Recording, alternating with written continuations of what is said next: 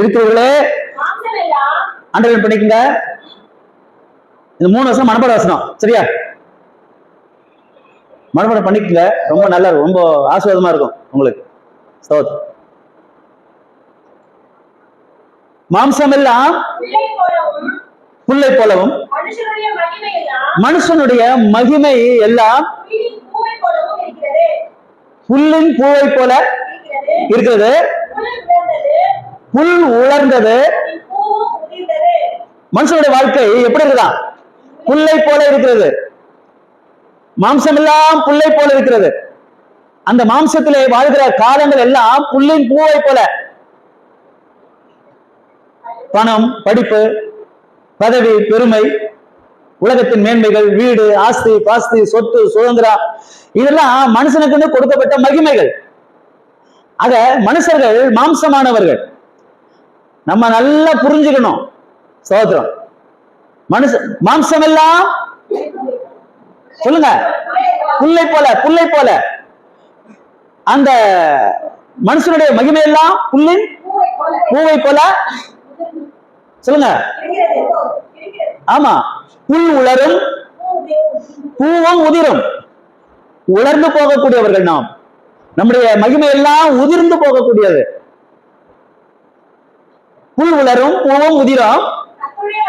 வசனமா எது என்றைக்கு நிலைத்திருக்கும்? வசனத்தை யார் யாரெல்லாம் பிடித்துக் கொள்கிறார்களோ அவங்க என்றைக்கு நிலைத்திருப்பார்கள். அல்லேலூயா, அல்லேலூயா. ஆமா, இதுதான் மனுஷனுடைய வாழ்விலே இயேசு கொடுக்கிற நம்பிக்கை வார்த்தை, கர்த்தருடைய வசனம். ஆமென். புல் உலர்ந்தது, பூவும் உதிர்ந்தது. அதுல எத்தனை பேர் விசுவாசிகள்? எத்தனை பேர் ஆண்டவரை நம்பினவர்கள்? அவருடைய வசனத்தை பிடித்தவர்கள் எத்தனை பேர்? நமக்கு தெரியாது.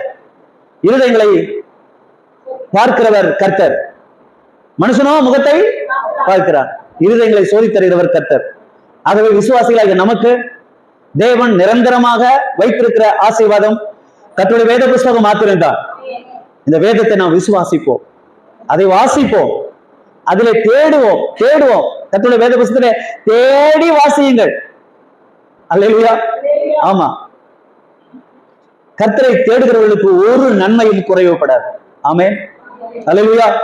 கர்த்தருக்கு ஸ்தோத்திரம் உண்டாவதாக. விசுவாசிக்க வேணும். ஆமென். போன வாரம் ஒரு ஹோம்வொர்க் கொடுத்தேன். 2 நாள் ஆகுமா? எத்தனை பேர் படிச்சு வந்தீங்க? தூக்கி காட்டு, ஒன்றும் பிரச்சனை இல்லை. கரங்களை உயர்த்தி காட்டு. கர்த்தர்களை அதிகமாக ஆசீர்வதிப்பாராக. ஆனா 33ஆம் அதிகாரத்தை நீங்க வாசித்ததற்காக ஆண்டவருக்கு ஸ்தோத்திரம் செய்கிறேன். அல்லேலூயா. அதுல என்ன கேரக்டர் நீங்க பாக்குறீங்க? வாசிங்களா? மனாசேனுடைய அப்பா பேர் என்ன தெரியுமா? எசேக்கியா ராஜா. அப்பா எசேக்கியா ராஜா. இந்த எசேக்கியா ராஜாவுடைய சாப்டர் நீங்க அதுக்கு முன்னால நீங்க படிச்சு பார்க்கலாம். கர்த்தருக்கு பயந்தவன், கர்த்தருடைய பிரமாணத்தின்படி நடந்தவன்.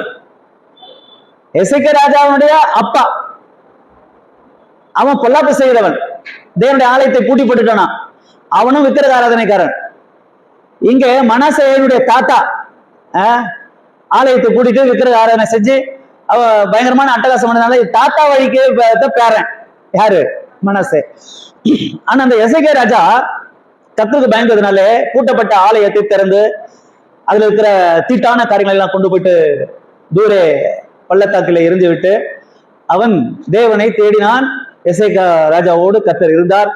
அவன் மரண தருவாயிலே கர்த்தரை நோக்கி கூப்பிட்டான். கர்த்தர் 15 ஆண்டுகளை அவனுக்கு கூட்டி கொடுத்தார். அவருடைய சரித்திரம் வேற. ஸ்தோத்திரம். ஆனா அப்பனுக்கு மகன் தப்பாம போந்துக்கிறான் பாருங்க.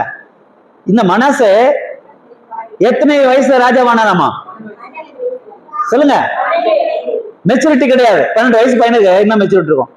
12 வயசுல ராஜாவா ஆயிட்டான். சரிங்களா? ஆமா, அப்ப ராஜா வந்ததுனால மகனா.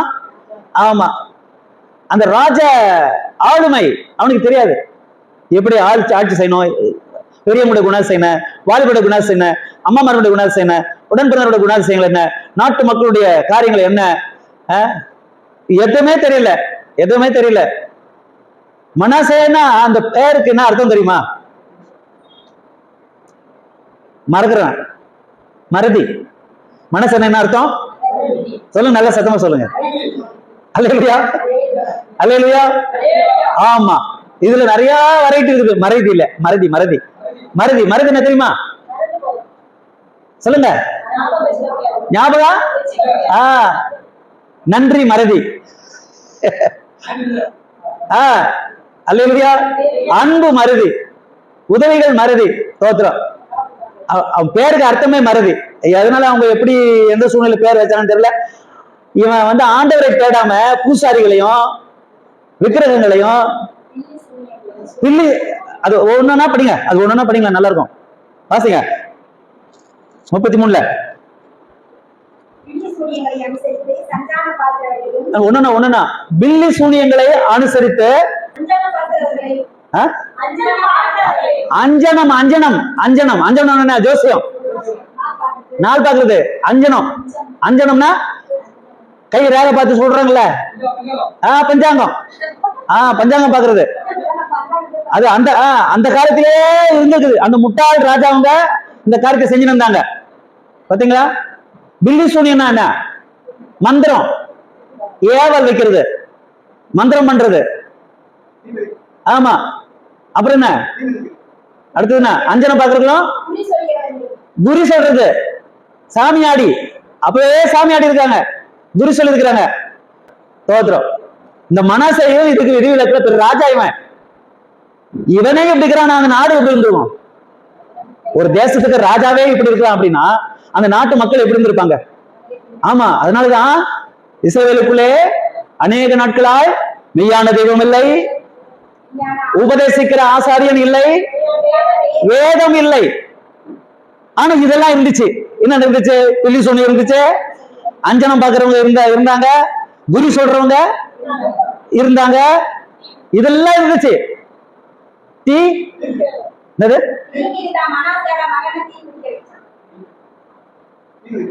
தீ மிதிக்கிற சடங்கு இன்னைக்கு மட்டும் இல்ல, இந்த மனாசே காலத்துல அதுதான் தொடக்கமே. எத்தனையோ 1000 ஆண்டுகளுக்கு முன்னால. ஆமா, வேண்டுதல் பண்ணிக்கிட்டு தீ மிதிக்கிறது. தோத்திரம். அந்த காலத்திலேயே இந்த பழக்கங்கள் இருந்துச்சு. ஆனா மெய்யான தெய்வம் இல்ல, உபதேசிக்கிற ஆசாரியன் இல்ல, வேத புஸ்தகம். ஆனா இதெல்லாம் இருந்துச்சு. மந்திரம் இருந்துச்சு, தந்திரம் இருந்துச்சு, அஞ்சனம் பாக்குறது இருந்துச்சு, குறி சொல்றது இருந்துச்சு. தன் மகனை தீ கடகம் பண்ணினானா. அதாவது தீயில நடந்து இது பண்ண முடியாம அந்த குழந்தை செத்த போச்சான். ஆமா, நரபலி, நரபலி. அந்த காலத்திலேயே நரபலி இருந்திருக்கு. இந்த காலத்திலயும் புதையல் எடுக்க போறாங்க, கேள்விப்பட்டிருக்கீங்களா? புதை. ஆமா. அப்போ அந்த காலத்து பூசாரியே சொல்லிட்டாரு, உன் மகனை நரபலி இட்டதான் அந்த புதையலை நீ பார்க்கலாம். அப்ப அந்த புதையலுக்காக தம்ம பெத்த மகனைய நரபலியிட்டதாக பைபிள்ல பாக்குறோம். இதெல்லாம் ஆண்டவருக்கு அருவருப்பான காரியங்கள். வாசிங்க.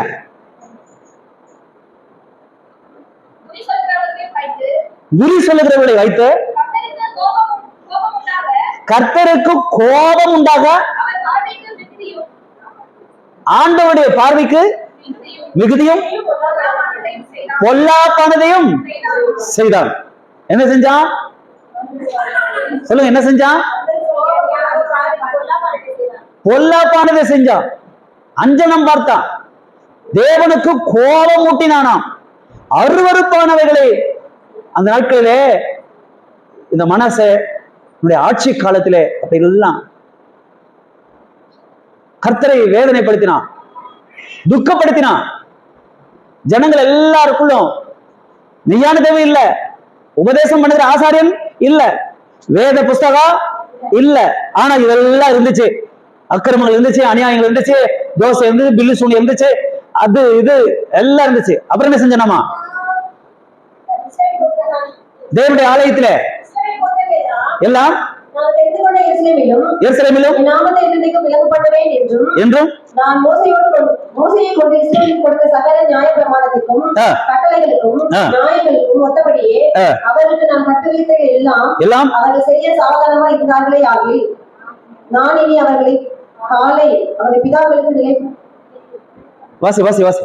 அவர்கள் பிதாக்களுக்கு நிலைப்படுத்தி வைத்த தேசத்திலிருந்து விலக பண்ணுவதில்லை என்றும் தேவன் தாவீதோடும் அவர் குமாரனாகிய சாலொமோனுக்கும் சொல்லியிருந்த தேவனுடைய ஆலயத்தில் தானே அவன் தான் பண்ணுவித்த விக்கிரமாகிய சிலையை ஸ்தாபித்தான். எங்க?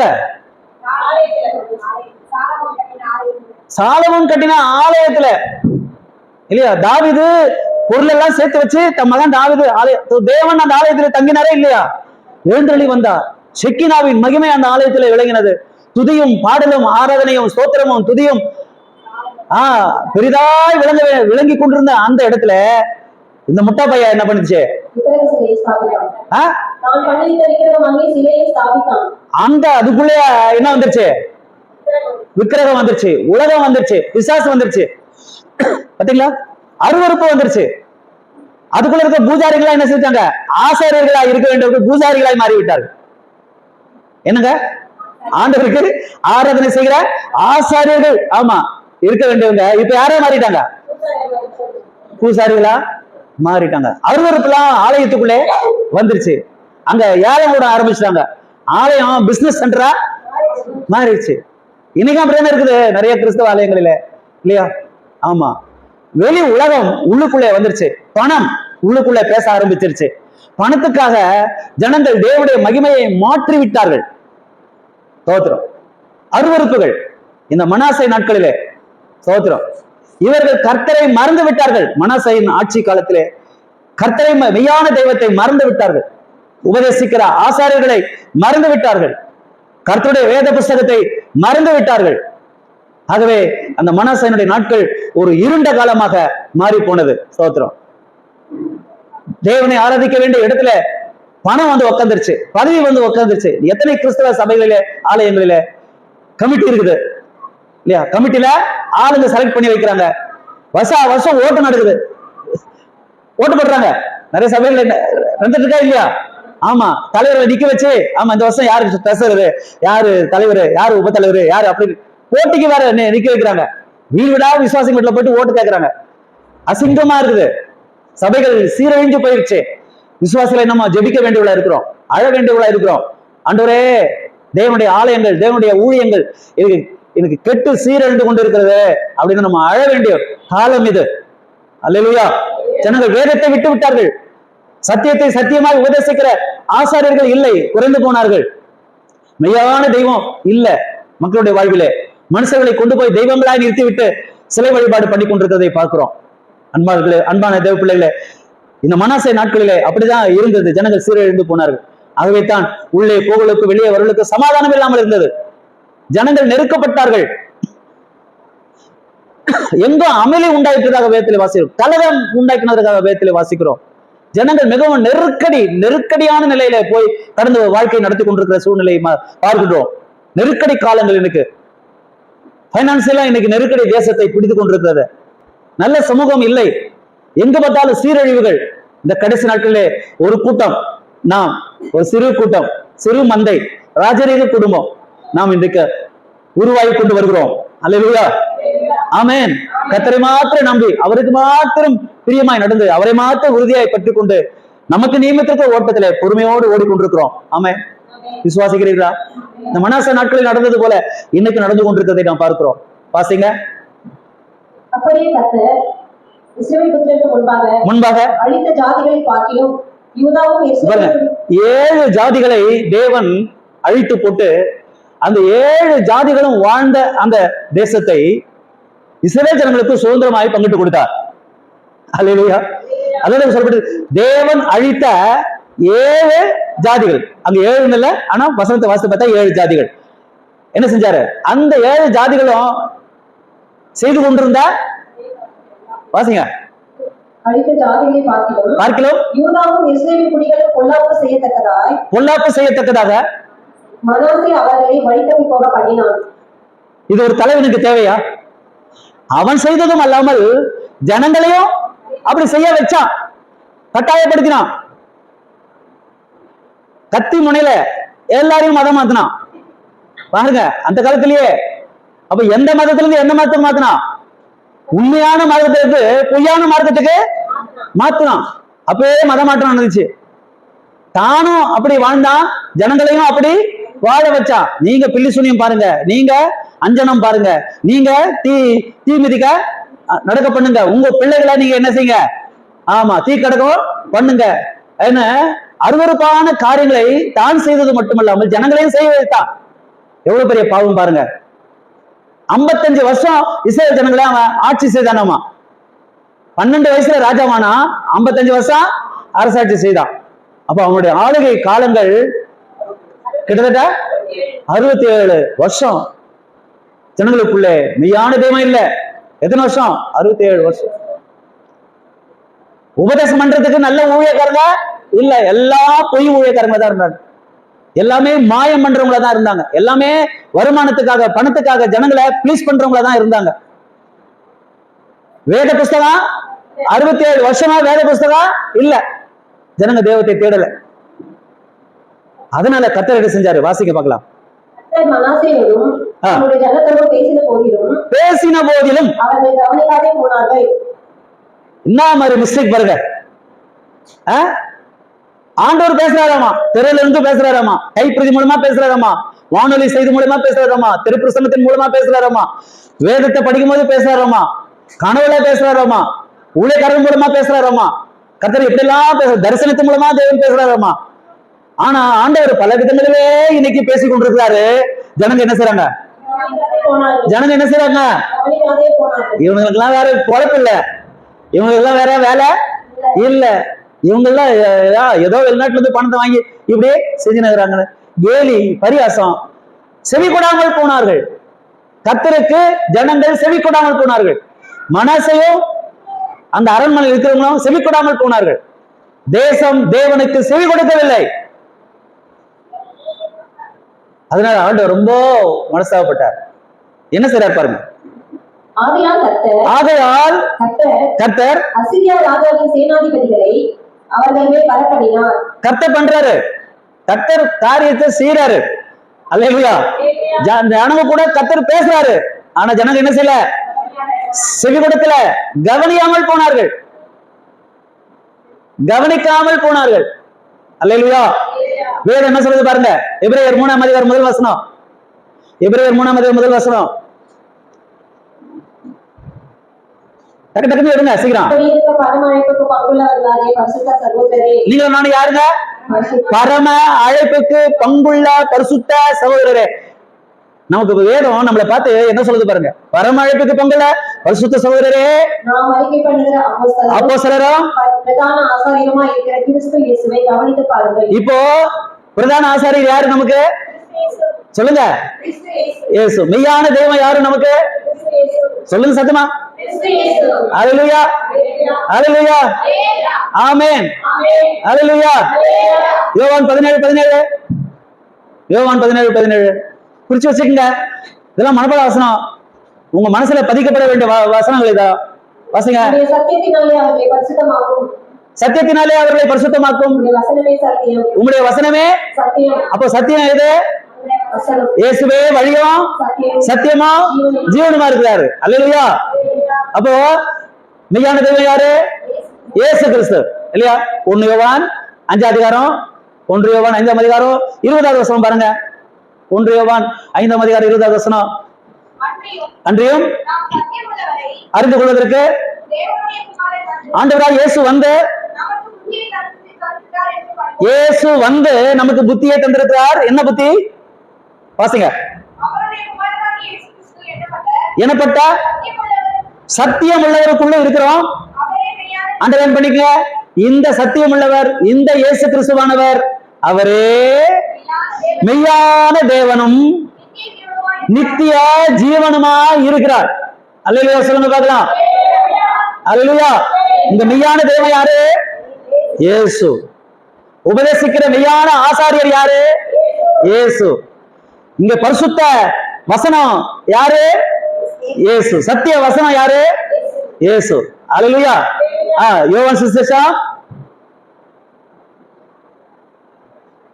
18ஆம் அதிகாரம் 37வது வசனம். 18:37. யோவான் சுவிசேஷம் 18ஆம் அதிகாரம் 37வது வசனம். பிலாத்து என்றான். பிரதித்திரமாக நீங்க சொல்ற மாதிரி நான் ராஜா தான். சத்தியத்தை குறித்து சாட்சி கொடுக்க நான் பிறந்தேன். இயேசு எதுக்கு பிறந்தாரு? சத்தியத்துக்கு சாட்சி கொடுக்க இயேசு பிறந்தார். இதற்காகவே உலகத்திலே வந்தேன். உலகத்திலே சத்தியவான்கள் யாரோ என்னுடைய சத்தத்தை, அப்ப சத்தியவான்கள் சத்தியவானுடைய சத்தத்தை கேட்கிறார்கள். அப்ப இயேசு சத்தியமானவர் தானே, நாமும் சத்தியமுள்ளவர்கள் தானே. சத்தியமுள்ளவருடைய வார்த்தைகளை வசனங்களை நாம் கேட்கிறோமா இல்லையா? அல்லேலூயா. இப்போ இங்கே இயேசுதான் எல்லாவற்றுக்கும் எல்லாமுமா இருக்கிறார். இயேசுவை அல்லாமல் வேறொரு ரட்சகர் நமக்கு இல்லை. அவருடைய வானத்தின் கீழே பூமியின் மேலே வாசிக்கிற வசனம் அப்போஸ்தலர் 4:12. அப்போஸ்தலர் 4:12. நான் சொல்றதெல்லாம் மனப்பாட வசனம். ஏழு வச்சுட்டு மனப்பாடம் பண்ணீங்கன்னா நீங்க பாக்கியம் உண்டு. சகல சத்தியத்திற்குள்ளும் பரிசுத்த ஆவியானவர் நம்மை நடத்துகிற சத்திய ஆவியாகிய தேற்றவாளனாய் இருக்கிறார். ஆமென். அன்றி அவராலே அன்றி வேற ஒருவரால் ரட்சிப்பில்லை. நாம் ரட்சிக்கப்படும்படிக்கு வானத்தின் கீழெங்கும் மனுஷர்களுக்குள்ளே கர்த்தராகிய இயேசு கிறிஸ்து என்ற நாமமே அல்லாமல் வேற ஒரு நாமம் கட்டளையிடப்படவில்லை. அல்லேலூயா. ஆமென். அல்லேலூயா. அல்லேலூயா. ஆகவேதான் இந்த மனாசே ராஜாவா இருந்த நாட்களிலே இப்படிப்பட்ட பொல்லாத அருவருப்புகளை அவன் செய்தபடினாலே கர்த்தருடைய பார்வைக்கு அவன் பொல்லாப்பு செய்கிறவனா இருந்தான். ஜனங்கள் தேவனுடைய வார்த்தையை கேட்கவில்லை, கவனிக்கவில்லை. அதுதான் வேதம் சொல்லுது, இயேசுவை நாம் கவனிக்க பார்க்க வேண்டுதலா இருக்கிறோம். ஆமென். அல்லேலூயா. ஸ்தோத்திரம். அப்புறம் ஏசாயா 8ஆம் அதிகாரம் 20வது வசனம் பாருங்க. ஏசாயா 8ஆம் அதிகாரம் 19-20. பாருங்க, இந்த மனாசே அஞ்சனம் பார்க்க இடத்திலே போனான். வேதத்தை தேடவில்லை, சத்தியத்தை தேடவில்லை, வசனத்தை படிக்கவில்லை. வசனத்தின் மூலமாக கர்த்தர் கூட என்ன பேசுறாருன்னு பார்க்க அவனுக்கு நேரம் இல்லை, மனசு இல்லை. அதனால அஞ்சனம் பார்க்கிறவர்களை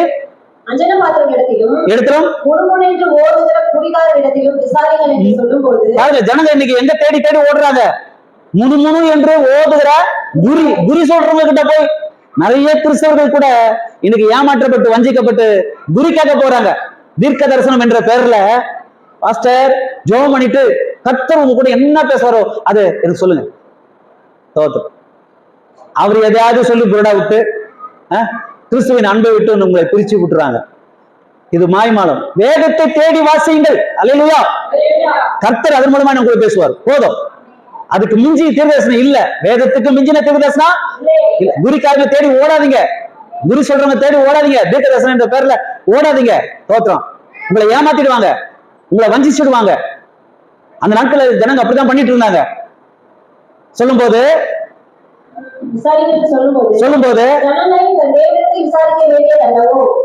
தேவனிடத்துல வந்து விசாரிக்கணும் வேண்டியதல்லவோ. அண்டர்லைன் பண்ணி முக்கியமான வசனங்க. உயிர் உள்ளவர்களுக்காக உயிர் உள்ளவர்களுக்காக செத்தவர்கிட்ட யாரா போறீங்க?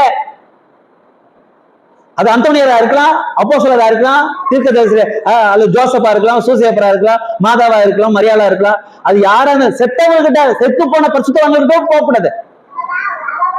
எங்களுக்காக வேண்டிக்கலாம், எங்களுக்காக வேண்டிக்கலாம், யாருக்கிட்ட போய் கேட்க கூடாது. உயிருள்ளவர்களுக்காக உயிருள்ளவர்கள் தானே வரணும். ஜனங்க தேவனிடத்தில் தான் வரணும். வேதத்தையும் ஏங்க கவனிக்கணுங்க. இயேசுவை கவனிக்கணும், வேதத்தை கவனிக்கணும், சாட்சி ஆகமத்தை கவனிக்கணும். ஹலோ சிஸ்டர், பிரதர், நீங்க எதை கவனிக்கணும்? இது நான் உங்களுக்கு சொல்லித்தரேன். வேதத்தில் இல்லாத காரியம் நமக்கு வேண்டாம், வேதத்துக்கு மிஞ்சின காரியம் நமக்கு வேண்டாம். ஒண்ணு சேர்க்கவும் கூடாது, ஒண்ணு குறைக்கவும். ஆமா, உள்ளதே உள்ளபடி சொல்லுவோம், வசனத்தை வசனத்தின்படி நம்ம ஏற்றுக்கொள்வோம். ஆமென். அல்லேலூயா. யாரு என்ன புரடா கதை, ஆமா கேள்வி கதை, அந்த கதை, இந்த கதை, இத்தனை கதை விட்டாலும் வசனத்தின்படி, ஆமா வசனத்தின்படி இல்லைன்னா அது என்ன ஆயிடும்? இந்த வார்த்தைப்படியே சொல்லாவிட்டால், வேதத்தின்படி ஒருவன் பிரசங்கிக்காவிட்டால் அவர்களுக்கு விடிய காலத்து வெளிச்சம் இல்லை. என்ன இல்ல? விடிய காலத்து வெளிச்சம் இந்த மனாசா நாட்களிலே விடிய காலத்து வெளிச்சம் ஜனங்களுக்குள்ள இல்லாமல் போனது. காரணம் கர்த்தருடைய கோபம். நடந்தது என்ன? வாசிங்க. கர்த்தர் அசீரியா ராஜாவின் சேனாதிபதிகளை அவர்கள் மேல் வரப்பண்ணினார். கர்த்தர் வரப்பண்ணினார். அவர்கள் மனாசேயை முச்செடிகளில் பிடித்து, என்னாச்சுங்க? கர்த்தர் சத்துருக்களின் கையிலே மனாசையும் அந்த தேசத்தையும் ஒப்பு கொடுத்தார். பிசாசின் கையிலே ஒப்பு கொடுத்தார். தேசத்திலே பஞ்சம், தேசத்திலே சாபம், தேசத்திலே கொடுமைகள், தேசத்திலே அமளிகள், தேசத்தில் சமாதானமே இல்லை, தேசம் சீர்கெட்டு போய்விட்டது. அசீர் ராஜாவின் கையில கர்த்தர் தேசத்தை ஒப்பு கொடுத்தார். இந்த அசீரியர்கள் வந்து என்ன செஞ்சாங்க? ராஜா மனாசேயும் முச்செடிகளை பிடித்து 2 வெண்கல சங்கிலியால் அவனை கட்டி பாபிலோனுக்கு கொண்டு போனார். முச்செடிகளே பிடித்து.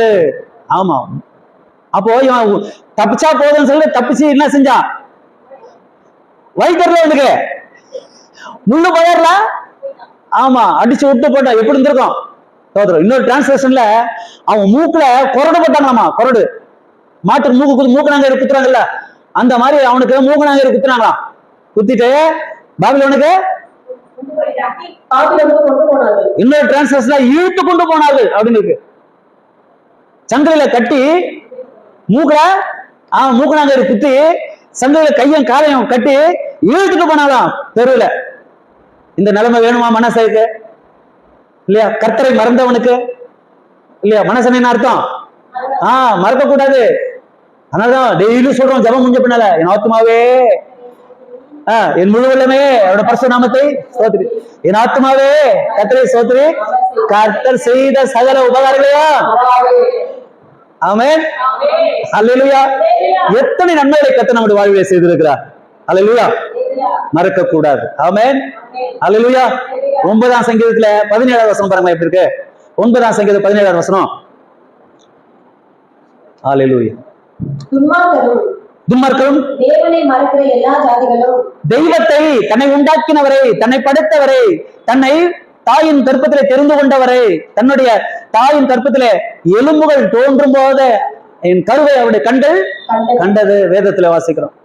உலகத்திலே நம்மை படைத்து இலவசமான காற்றை தேவன் நமக்கு கொடுத்திருக்கிறார். இலவசமான ஆக்சிஜன் இல்லையா? ஆமா. இந்த கொரோனா காலத்துல ஆக்சிஜன் என்ன விலை வித்துச்சு தெரியுமா? ஒரு சிலிண்டரு 5000 10,000 வித்துச்சு. ஆனா ஆண்டவன் ஒவ்வொரு நாளும் விலையில்லா சிலிண்டர் கொடுத்திருக்காருல்ல, விலையில்லாத ஆக்சிஜனை தேவன் நமக்கு இலவசமா கொடுத்திருக்காரு இல்லையா? நம்ம எவ்வளவு நன்றியா இருக்கணும் ஆண்டவருக்கு. ஆமென். பூமி முழுவதுக்கும் ஒரே ஒரு விளக்கை படைச்சு, சூரியன் என்ற விளக்கை படைச்சு எல்லாருக்கும் வெளிச்சம் கொடுத்துட்டு இருக்காரு இல்லையா? ஆமென், அல்லேலூயா. இந்த உலகத்துல வாழ்கிற எல்லாம் எங்க நிறைய பேருக்கு தூக்கம் வரலைங்க. ஆமா, மாத்திரையா அள்ளி அள்ளி கொட்டுறான் தூங்குறதுக்கு இல்ல, நிறைய சரக்கு அடிக்கிறான் தூங்குறதுக்கு, தூக்கம் வரலைங்க. ஆமா, ஆனா கர்த்தர் நமக்கு இலவசமாய் பிரியமானவனுக்கு இன்பமான நித்திரை கொடுக்கிறாரு. அல்லேலூயா, அல்லேலூயா. இது தேவனுடைய கிருபை அல்லவா? ஆமென். அவருடைய இரக்கங்களை நினைப்போம், அவருடைய அன்பை நினைப்போம், அவருடைய அபிஷேகத்தை நாம் நினைப்போம், அவர் நடத்தி வந்த பாதைகளை நாம் மறந்துவிடக் கூடாது. அல்லேலூயா. இந்த ஜனங்க மறந்துட்டாங்க. சோத்திரம். செங்கலை 2ஆ பிளந்தாரு, மறந்துட்டாங்க இல்லையா? ஆமா, யோர்தானை 2ஆ பிளந்து வழி உண்டாக்குனாரு, ஜனங்க மறந்துட்டாங்க. இரவும் பகலும் 40 நாள் என்ன ஆச்சுது? 40 வருஷம் மன்னாவினாலே அவர்களை போஷித்தார். ஜனங்க மறந்துட்டாங்க. கர்த்தரை மறந்து விட்டு அந்த 7 ஜாதியாரும் செய்து கொண்டிருந்த அருவருப்பான காரியங்களா இவங்க கற்றுக்கொண்டு இவங்க செய்ய ஆரம்பிச்சதுனால தேவ கோபம். அசீரியா ராஜா வந்து மனசை பிடிச்சுக்கிட்டு போய் முட்டிக்கு முட்டி தட்டான். என்னதுங்க சொல்லுங்க? போலீஸ்காரன் பிடிச்சுட்டு போய் என்ன செய்யறான்? சட்டையோட உட்கார வச்சு முட்டிக்கு முட்டிக்கு தட்டுறான்ல. ஏன்? அவங்க இனிமே இந்த தப்ப செய்யக்கூடாதுன்றதுக்காக. அந்த மாதிரி இப்ப ஆகி போச்சு அவன் நிலைமை. வாசிங்க. ஆமா, அவன் என்ன செய்யப்பட்டான்? ரொம்ப பிரஷர் ஆகி போச்சு அவனுக்கு. ராஜபோகமா வாழ்ந்தவன், இன்ன மாதிரி துணி போட்டவன், இன்ன மாதிரி சாப்பாடு சாப்பிட்டவன், இன்ன மாதிரி உடை உடுத்தி, இன்ன மாதிரி நடந்தவன், கர்த்தரை மறந்ததுனால, கர்த்தரை அவன் தேடாததுனால, நிறைய பொல்லாப்பு, அவன் கர்த்தருடைய பார்வையை பொல்லாப்பு செஞ்சதுனால, அருவருப்பான காரியங்களை தானும் செய்ய மட்டும் இல்லாம தேசத்து ஜனங்களையும் செய்ய வச்சதுனால, இங்க நெருக்கப்படுகையில அங்க போய் ஜெயில அல்லேலூயா. ஆமா, ஜெயிலுக்கு போனா என்ன இருக்கும்? ஏதோ சொல்லுவாங்க, முடி வளர்ந்தா மொட்டை, ஆமா, பசி எடுத்தா மணி அடிச்சா சோறு. ஆமா, அந்த காலத்துல களி போட்டாங்க, இப்போ நல்ல சோறு போடுறாங்க. பரவாயில்ல, எப்படி இருந்தாலும் ஜெயில் தானே, இல்லையா? கர்த்தர் ஒப்பு கொடுத்தார். அங்க நெருக்கப்படுகையில்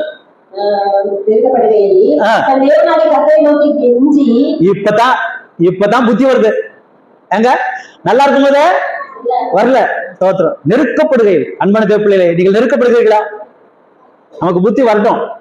நீங்க செஞ்சு கொண்டிருந்த தேவனுக்கு பிரியமில்லாத அருவருப்பான காரியம் எதுவா இருந்தாலும் விட்டுருங்க. உங்க நெருக்கத்திலிருந்து கர்த்தர் உங்களை விடுவிப்பார். ஆமென், அல்லேலூயா. நீங்க அகப்பட்டுக் கொண்டிருந்த பிரச்சனை இருந்து கர்த்தர் உங்களை விடுவிப்பார். கர்த்தரை தேடுங்க. நெருக்கப்படுகையில் அவன் கர்த்தரை கெஞ்சி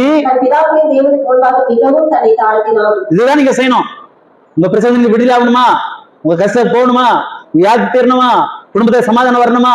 உங்க நெருக்கடியிலிருந்து, உங்களுடைய கஷ்டத்திலிருந்து, உங்கள் பாடுகளிலிருந்து, உங்களுடைய உபத்திரங்களிலிருந்து நீங்க மீண்டும் வரணும்னா உங்களை என்னை இந்த உலகத்திலே வாழ வைத்த தெய்வம், நமக்காக சிலுவையிலே ஜீவனை கொடுத்த தெய்வம், மரித்து அடக்கம் பண்ணப்பட்டு 3 நாள் உயிரோடு எழுந்த தெய்வம், பாவங்களுக்கும் சாபங்களுக்கும் மரண பிசாசின் பிடிக்கும் நம்மை நீங்களாக்கி ரட்சிக்கக்கூடிய ஒரே தெய்வம் ஆண்டவராகிய இயேசு மாத்திரம். ஆமென், அல்லேலூயா, அல்லேலூயா. அவரை நோக்கி நாம் கூப்பிடும்போது தேவன் நம்மை அதிசயமாய் தப்புவிப்பார், நம்மை விடுவிப்பார். அல்லேலூயா. நம்முடைய உபத்திரவங்கள் நீங்களாகும், நம்முடைய கட்டுகள் அரிந்து விழுந்து போகும், சங்கடிகள் எல்லாம் அறுக்கப்பட்டு போகும். ஆமென், அல்லேலூயா. எத்தனை உபத்திரவ நெருக்கடிகள் நம்மை நெருக்கி கொண்டிருந்தாலும் கர்த்தரை நோக்கி நாம் கெஞ்சி ஜெபிக்கும் போது, நம்மை தாழ்த்தும் போது, இந்த மனாசே கர்த்தருடைய சமூகத்திலே தன்னை தாழ்த்தினான். தன் தகப்பனுடைய தெய்வத்தை அவன் தேடினான். தாவீது ராஜா ஆராதனை செய்த அந்த மெய்யான தெய்வத்தை பேர பையன் தேடினான். அல்லேலூயா. இப்பதான் புத்தி வருது அவனுக்கு, இப்பதான் தெளிவு வருது. இப்பதான் ஐயோ நான் ஆண்டவருக்கு ரொம்ப பாவம் செஞ்சுனே அப்படி மனஸ்தாபப்படுறான். பட் என்ன செய்யலாம் பாருங்க, நோக்கி அவன் ஜெபம் பண்ணி கொண்டே இருக்கிறான், உபவாசம் போடுறான். இப்பதான் தேவனை தேடுறான். எங்க போய்? ஜெயில போய். ஸ்தோத்திரம். அல்லேலூயா. தன்னை தாழ்த்தினான். விண்ணப்பம் பண்ணின போது நல்ல அண்டர்லைன் பண்ணிக்கங்க, நம்முடைய கெஞ்சுதலுக்கு இறங்குகிற தெய்வம் ஒருவர் உண்டு. கெஞ்சி ஜெபிக்க வேண்டும், கெஞ்சி விண்ணப்பம் பண்ண வேண்டும். நிறைய பேருக்கு உடனே அற்புதம் நடந்துடணும், உடனே அது அற்புதம் அப்படியே ஜூபம்பா அப்படி சொன்ன உடனே அப்படியே முடிஞ்சிடணும். நிறைய பேருடைய எதிர்பார்ப்பு அப்படித்தான். ஏசுநாதர்கிட்ட கொஞ்சம் ஜெபம் பண்ணிக்கங்க, எங்களுக்காக வேண்டிக்கங்க, எங்களுக்காக நிறைய பேர் கேட்கறாங்க. அவனுடைய எதிர்பார்ப்பு என்ன? அப்படியே மந்திரஜாலம் மாயாஜாலம் மாதிரி உடனே கேட்கப்பட்டுரும், உடனே அற்புதம் நடந்துடணும். நீங்க எவ்வளவு தேவ சமூகத்துல காத்திருக்கிறீங்களோ, கெஞ்சுறீங்களோ, விண்ணப்பம் பண்றீங்களோ, வேண்டுதல் செய்றீங்களோ, ஜெபம் பண்றீங்களோ, தாழ்த்துறீங்களோ, அவ்வளவுக்கு கர்த்தர் கொஞ்சம் டிலே பண்ணித்தான் அற்புதம் செய்வார். அவன் கெஞ்சுதலுக்கு ஆண்டவர் இறங்கினார் அப்படின்னு என்ன அர்த்தம்? அவர் நம்ம மேல இறக்கம் வர்ற வரைக்கும் நம்ம கெஞ்சணும். அல்லேலூயா. ஆமென். ஆமா, எப்ப இறங்குவாருன்னு தெரியாது, இறங்கணும், இறங்குற வரைக்கும் தாழ்த்தணும் நம்மள. ஆண்டவர் நமக்கு இறங்குற வரைக்கும். அதனாலதான் சொல்றாரு சங்கீதத்துல, வேலைக்காரன் ஆமா எஜமானன் இரக்கம் செய்கிற வரைக்கும். அல்லேலூயா. எஜமாட்டி தனக்கு இரக்கம் செய்கிற வரைக்கும் வேலைக்காரின் கண்கள் எஜமாட்டியை நோக்கிதான். அல்லேலூயா. அது போல கர்த்தர் நம்ம மேல இரக்கம் செய்கிற வரைக்கும் நம்ம கூப்பிட்டுட்டே கெஞ்சினே இருப்போம், ஜெபம் பண்ணிட்டே இருப்போம், ஆண்டவர் அற்புதம் செய்வார். அல்லேலூயா.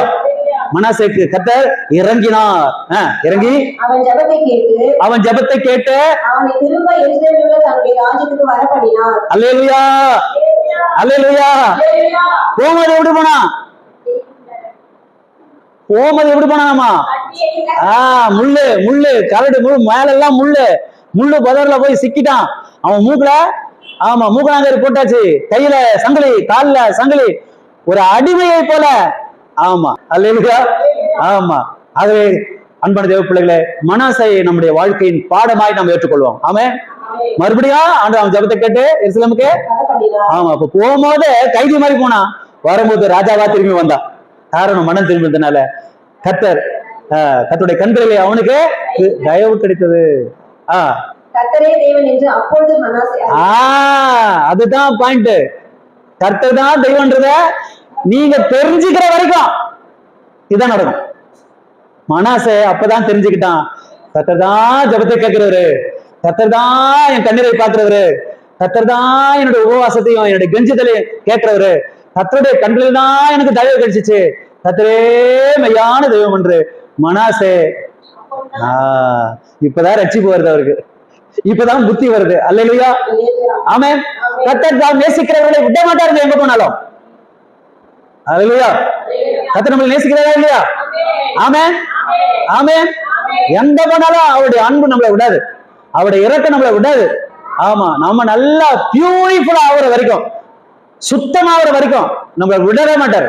ஏன்னா நம்ம ஆண்டவருக்கு அன்பானவர்கள். அல்லேலூயா. தாம் நேசிக்கிற புத்திரனை அவர் கடிந்து கொண்டு சிக்ஷிக்கிறார்.